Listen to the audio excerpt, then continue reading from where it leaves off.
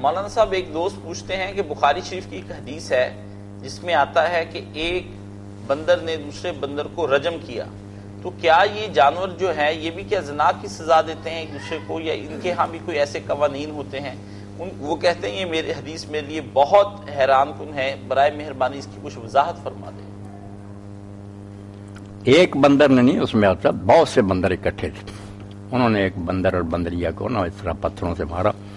اب یہ نہیں کہ وہ شریعت کے پابند شریعت کے پابند، بندر سب جانوروں سے زیادہ انسان کی نکالی کرتا، جو انسان کو کرتے دیکھتا نا وہ کام یہ بھی کرنے لگتا۔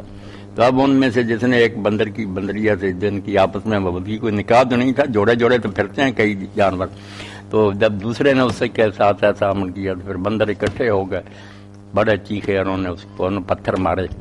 یہ نہیں کہ شریعت کا حکم سمجھ کر یا وہ سزا دے رہے تھے، بس انہوں نے انسانوں کو دیکھا کہ مارتے ہیں، انہوں نے بھی اس کو مارا، سادہ سی بات۔